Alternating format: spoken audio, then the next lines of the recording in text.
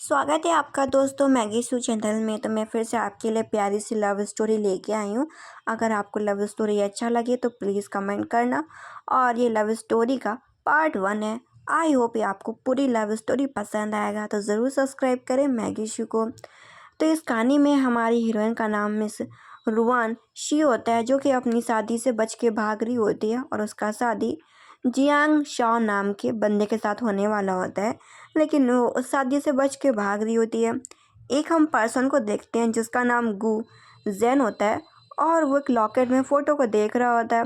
तभी हमारी हीरोइन आती है, उसके हाथ में पैसे देती है कि ये पैसे ले लो और तुम कहाँ भी जहाँ भी तुम जा रहे हो वहाँ तुम मुझे ले चलो।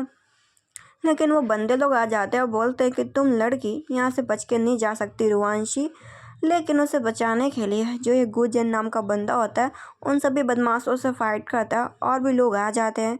तो वो क्या करता है, हमारी हीरोइन रुआंशी को उठाता है और अपनी उस केटीएम वाली बाइक में बैठालता है और बड़ी हाई स्पीड में ड्राइव करते हुए ले जाता है। वो उसे बोलता है, क्या तुम्हें मेरे बारे में पता भी है कि मैं कौन हूँ? वो देखती है कि उसके हाथ में चोट लगा है, तो अपना वेडिंग ड्रेस से कपड़ा फाड़ती है और उसके हाथ में अपना कपड़ा लगा देती है और बोलती है, मुझे इससे फ़र्क नहीं पड़ता कि तुम कौन हो। वो बताता है कि वो एक बहुत बड़ा गैंगस्टर है और तुम गैंगस्टर के करीब आना चाहती हो। वो कहती है, हाँ मैं आना चाहती हूँ। वो बोलता है, तब तो तुम एक नरक में आ रही हो। वो कहती है, हाँ मैं नरक में आना चाहती हूँ। I am coming of king of hell. वो हंसता है एंड दोनों किसी करने वाले होते हैं। तभी वहाँ पे रुआन परिवार के लोग आ जाते हैं, जो कि मिस रुआन से बोलते हैं कि आपको रुआन फैमिली में चलना होगा मिस रुआनशी। वो कहती ठीक है और बोलती है कि मिस्टर गुजन हम आपसे बाद में मिलेंगे। इसके बाद जो मिस्टर गुजन होते हैं एंड जो हमारी हीरोइन मिस रुआन होती है, वो दोनों ही एक दूसरे का सपना देख रहे होते हैं, जहाँ पे हमारी हीरोइन सपने में मिस्टर गुजन को देखती है और सोचती है कि पिछली लाइफ में तुमने मुझे चीट किया था, मेरे लोगों को मार डाला था, अब मुझे भी ख़त्म कर दिया था, अब मैं तुम्हें इस लाइफ में ख़त्म करूँगी। मतलब कि उन लोगों का दोबारा जन्म हुआ होता है। वो अपनी पास्ट लाइफ का हर चीज़ याद करे होते हैं और वो जानती थी कि गुजन की बॉडी में एक तिल है, वो भी हार्ट शेप का।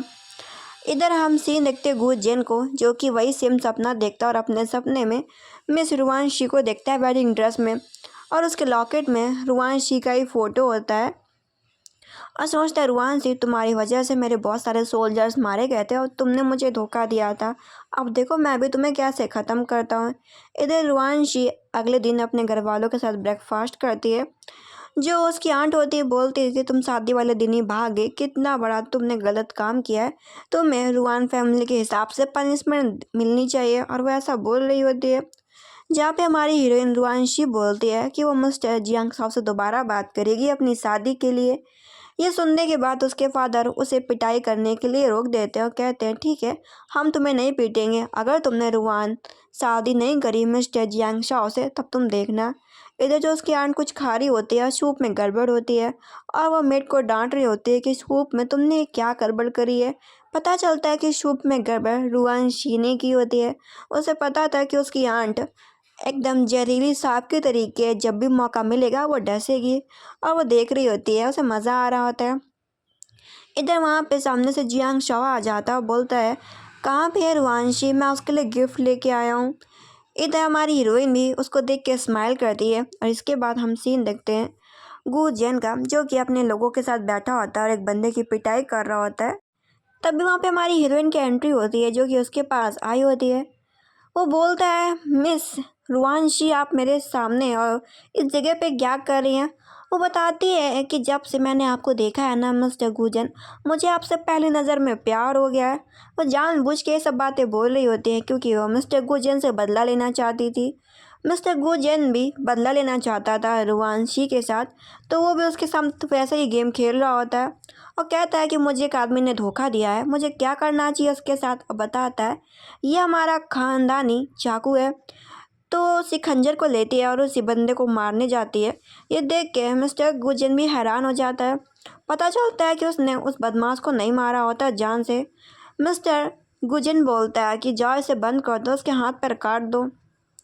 इधर उसी खंजर को लेके वो खंजर लगा देती है गुआन जिन के और बोलती है कि मुझे तुमसे सच में पहली नज़र में प्यार हो गया, क्या तुम इस बात पे विश्वास करते हो? वो सोचता है कि तुमने मुझे पिछली लाइफ में चीट किया था और उसका शक्ल देख रहा होता है और पिछली लाइफ की चीज़ों को याद कर रहा होता है कि वो एक सोल्जर था और पिछली लाइफ में रुआंशी उसकी मदद कर रही होती है एज आ उसकी हेल्पर बन के। और पता चलता है कि जो रुआन होती है वो उसे पिछली लाइफ में मारने के लिए ही आई होती है और प्रेजेंट लाइफ में यही सारी चीज़ें वो सोच रहा होता है और कहता है कि तुमने मुझे पिछली लाइफ में धोखा दिया था, इतने सारे सोल्जर मारे गए थे। और उसे दूर हटा देता है कि मैं तुम्हारी इन बातों पे विश्वास नहीं करता कि तुम मुझसे प्यार करती हो कि नहीं करती हो। इसके बाद जो रुआंशी होती है उसने हार नहीं मानी होती, पैसा दे के सामान बेच के लोगों से मिस्टर गुजन के बारे में जान रही होती है। ऊपर से नज़ारा गुजन भी देखता है, उसके पास आ जाता है, उसे अपनी तरफ करीब लाते हुए बोलता है, अगर तुम्हें कुछ भी पूछना तो मुझसे सीधे डायरेक्ट पूछो, इन लोगों से तुम्हें पूछने की क्या ज़रूरत है। वो उसे एक इनविटेशन कार्ड देती है, बताती है कि ये मेरा वेडिंग कार्ड है, मेरा शादी जियांग शॉ के साथ होने वाला है, मैं चाहती हूँ कि आप मेरी इस शादी में ज़रूर आएँ। मिस्टर गुजन उसे ऐसा बोल के निकल जाती है। गुजन भी देखना चाहता था कि ये क्या क्या चाल चलती है और उसे जाते हुए देख रहा होता। इधर मिस रुआन अपनी पास्ट लाइफ याद करती है कि पिछली ज़िंदगी में वो शादी करने वाली होती है, तभी कुछ सोल्जर्स आके उसके पूरे मैंसन के लोगों को मार डालते, किसी को भी नहीं छोड़ते। और वो देखती है कि मारने वाला आदमी कोई और नहीं बल्कि गू जैन है, मतलब कि पास्ट लाइफ में भी इन सब के नाम सेम थे। वो देखती है कि गुजन से इतना प्यार करती थी लेकिन गुजन उसे अपनी बंदूक से शूट कर देता और वो वहीं पे मर जाती है। अब प्रेजेंट लाइफ में उसने गुजन का पूरा पेंटिंग बना लिया होता है और वो सोच रही होती है कि मैंने पास्ट लाइफ में तुमसे सच में प्यार कर लिया था गुजन, लेकिन तुमने मुझे मार भी डाला, साथ साथ मेरे लोगों को भी मार डाला। मैं इस लाइफ में तुमसे कभी भी प्यार नहीं करूँगी बल्कि अपने लोगों का बदला लूँगी। मतलब कि वो दोनों एक दूसरे को बहुत ज़्यादा हेट करते थे। अब हम सीन ये देखते हैं प्रेजेंट लाइफ का, जहाँ पे हमारी हीरोइन शादी करने वाली होती है जियांग शाओ के साथ। उसी पार्टी में गुजन का भी एंट्री हो जाता है। थोड़ी देर बाद रुआनशी भी आ जाती है। जो ये जियांग शाओ होते हैं इनका भी कनेक्शन होता है पास्ट लाइफ से, अभी आपको आगे पता चलेगा। वो रुआनशी को अपनी तरफ खींचते हुए बोलता है कि मेरे पास खड़ी हो जाओ, क्योंकि वो बस चाह रहा होता है बस आज कैसे न कैसे उसका शादी रुआनशी के साथ सक्सेसफुल हो जाए। तभी वहाँ पे रुआन फैमिली की सेकंड डॉटर बोलती है कि मेरी बड़ी बहन का किसी के साथ अफेयर चल रहा है, और फ़ोटो दिखाती है लेकिन उस फोटो में कुछ भी नहीं होता। तो बड़ा ही आराम मिलता है जियांग शाओ को। इन चीज़ों को देख के रुआन से स्माइल करती है। तब ये सब देख के मिस्टर कुछ इनको गुस्सा आ रहा होता है, क्योंकि बस थोड़ा ही समय बचा होता है और उनकी इंगेजमेंट पार्टी आगे बढ़ने वाली होती है। तभी वहाँ पे एकदम से बहुत सारी फ़ोटो उड़ती हैं और उस फोटो में उसका रिलेशनशिप दिखाया जाता है, जहाँ पे वो एक लड़के के बगल में खड़ी होती है और वो लड़का गू जेन होता है। ये देख के जो उसके फादर होते हैं वो अपनी बेटी को थप्पड़ मारते हैं कि इतने साल से तुम गायब रही, 5 साल पहले हमारी फैमिली में आई हो, तुमने ये सब क्या तमाशा बना दिया। और दोनों के घर वाले शादी तोड़ देते हैं। थप्पड़ खाने के बाद भी रुआनशी खुश होती है और जियांग शाओ को गुस्सा आ रहा होता है कि तुमने ये जानबूझ के किया ना रुआनशी, तुम जानबूझ के मुझसे शादी नहीं करना चाहती थी। इधर हम सीन देखते हैं जियांग शाओ के फादर मिलने के लिए जाते हैं गुजन से। गुजन बोलता है अब तुम लोग दोबारा शादी रुआन फैमिली में मत करना। यह देख के वो बोलते हैं बहुत ही लेट हो चुका। इधर हम सीन देखते हैं हमारी हीरोइन को जियांग शाओ ने किडनैप कर रखा होता और बोल रहा होता है कि तुम एक बार आदमी के साथ अपना रिश्ता कैसे बना सकती हो, तुम सिर्फ मेरी हो। उसे कुछ पिला देता है, उसमें नशा भी होता है और हमारी हीरोइन बड़े आराम से उसे पी भी रही होती है। जियांग शाओ से किस करने जा रहा होता है, तभी वहाँ पे गुजन का एंट्री होता है जो कि जियांग शाओ को मार के बेहोश कर देता है और हमारी हीरोइन से बोलता है तुम ठीक हो ना। वो उसे बोलती है प्लीज़ गुजन मुझे बचा लो। वो उसे अपने घर लेके जाता है। वो उससे बोलता है कि तुमने मेरा यूज़ करके अपनी शादी तो तोड़वा ली, अब तुम मुझसे क्या चाहती हो, क्या तुम दिखावा कर रही हो कि तुम्हें नशा दिया गया है। अब वो सिगरेट फूंक रहा होता है और कुछ याद करता है कि पिछली लाइफ में मिस रुआन की वजह से उसके बहुत सारे क्लोज फ्रेंड्स, बहुत सारे सोल्जर्स मारे गए होते हैं। इस वजह से वो मिस रुआन से पिछली लाइफ में हेट करता था और मिस रुआन भी उसे मारने के लिए ही पिछली लाइफ में उसके करीब आई थी।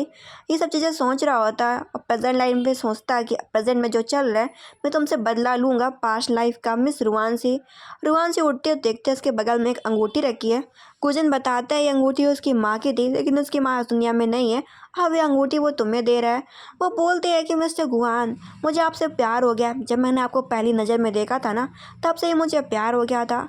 गुजन सोचता है कि देखो कितना अच्छा ड्रामा कर लेती है, ऐसे तो एक्ट्रेस होना चाहिए। वो भी उसके ड्रामा में सेम ऐसा ही बोलता, कहता हाँ मुझे भी तुमसे प्यार है। अब बोलता है अगर तुम्हारा फियोंसी हम लोगों को इतना क्लोज देख ले तो उसे कैसा लगेगा। वो बोलती कौन सा फियोंसी। इसके बाद वो दोनों एक दूसरे को किस कर रहे होते हैं। और इसी तरफ हम रुआनशी के होने वाले फियोंसी जियांग शाओ को देखते हैं, जो कि उसका नींद खुलता है और वो देखता है कि रात से दिन हो चुका है और बहुत सारे फोटोग्राफर्स हैं।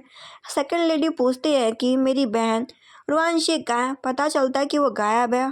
जियांग शाओ फैसला करता है कि वो रुआनशी को ढूंढेगा। इधर वो फिर से अपने फियोंसे की बात करती है कि अब तक तो वो मुझे ढूंढने के लिए इस होटल में आ गया होगा। वो कहता है अच्छा। फिर उसे दोबारा किस करने लगता है एंड फिर से दोनों एक दूसरे को किस करते करते इंटीमेट होने लगते हैं। इधर हम सीन देखते हैं जो जियांग शाह होता है उसने हर कमरे की तलाशी ले ली होती है। बस उस होटल में एक लास्ट ही कमरा बचा होता है, वो वहाँ पे एंटर कर रहा होता है। इधर दोनों अंदर किस किए जा रहे होते हैं। वो दरवाज़ा नॉक कर रहा होता है कि खोलो रुआनशी, क्या तुम अंदर हो, आज तुम बच नहीं पाओगी। वो दरवाज़ा खोल भी लेता है, अंदर आ जाता है और हर तरफ देख रहा होता है, कमरे में, बेडरूम में, हर जगह। तभी जो गुजन होता है उसे बाथरूम में छिपा लेता है। वो उसे बोलती है क्या तुम्हें डर लग रहा है कि मेरा फियोंसी मुझे और तुम्हें साथ में देख लेगा। अब लास्ट बाथरूम ही बचा होता है।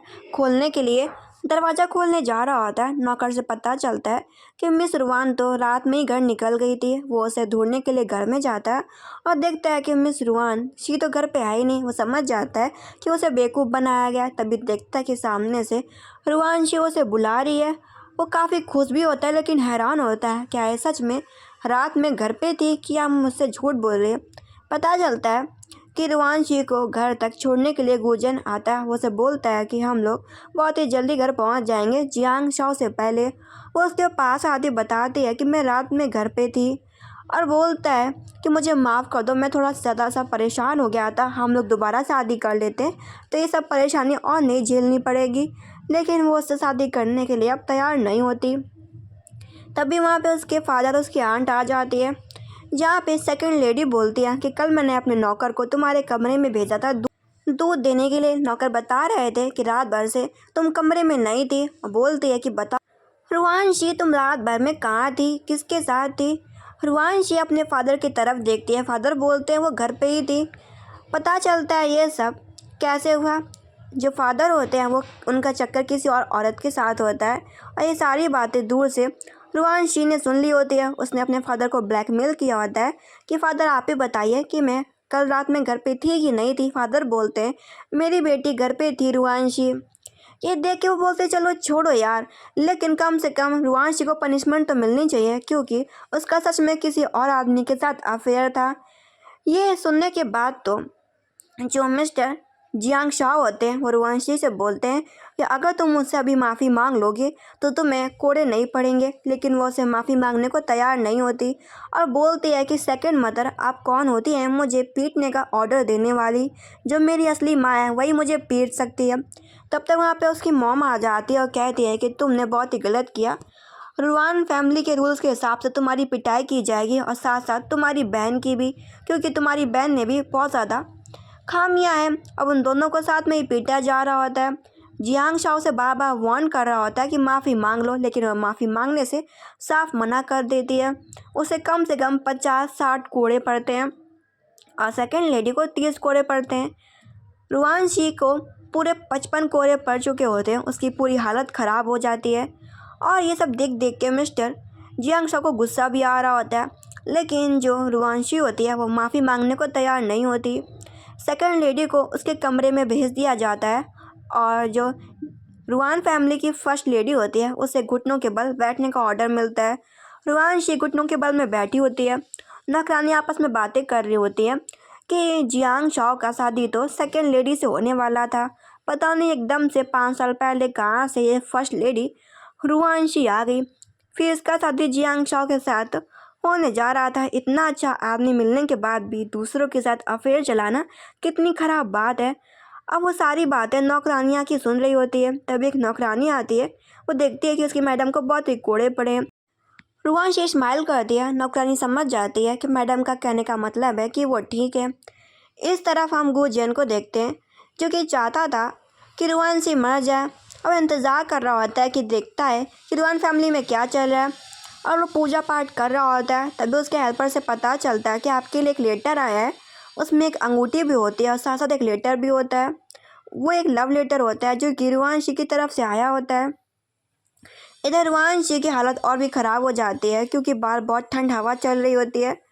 तभी उसके पास जियांग शाओ आता है जो कि बोलता है कि मैं तुमसे कह रहा हूँ कि मुझसे माफ़ी मांग लो और मुझसे शादी कर लो। तुम देखना कि सब चीज़ें ठीक हो जाएगी, तुम्हें कोई भी टच नहीं कर पाएगा।